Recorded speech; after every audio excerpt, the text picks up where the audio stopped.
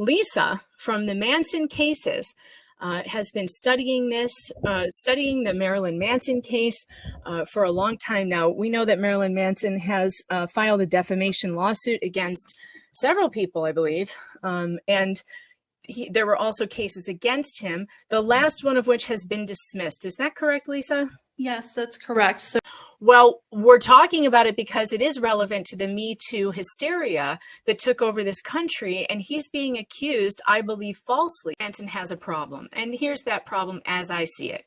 I personally don't appreciate his style. I don't appreciate his type of music, and I think that his persona does not help him, right?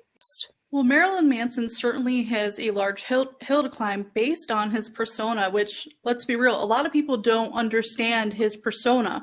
But if you were someone back in the 90s who was a fan, or even the very early 2000s, it was more understood because his persona was based kind of as a joke against American subculture, which is what elevated him into the media at the time. Every single one of these accusers was in a consensual relationship with him as an adult. And I really hate the fact that some of them are like, I was only 18, I was a baby. No, you're a legal adult at 18.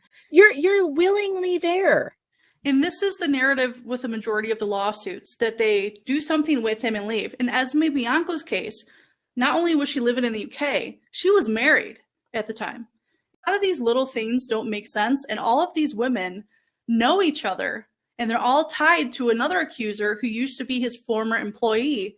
HBO did absolutely no investigation into this. They allowed Evan Rachel Wood to say that she had FBI working on this and that this was an FBI operation. And there's no evidence that the FBI is involved at all in Rolling Stone. And by the way, a caveat for those of you listening, you know I don't trust Rolling Stone very much, but they did report that the lawsuit, one of the last lawsuit against him, misses deadline and was dismissed. Attention to Esme Bianco's little post here, by the way, because there's something in it that's really bothersome to me that all these women say. This is very similar to like Amber Heard and Meghan Markle, the same people. It's so similar. These people are so similar, right?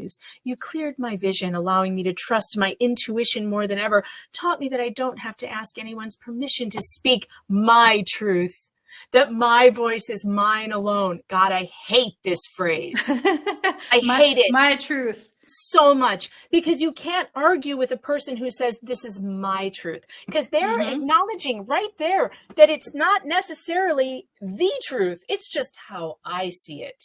Evan Rachel Wood disbands the Phoenix Act. What? As she is going on interviews saying, yeah, we're going to go to every state. Then bam, Marilyn Manson's lawsuit comes out. You can go. It's public information. Then she quit lobbying for this bill? Well, she signed, like, her name is on the Phoenix Act, like the nonprofit. She signed the paperwork to get rid of the nonprofit. So there's no nonprofit, the Phoenix Act anymore.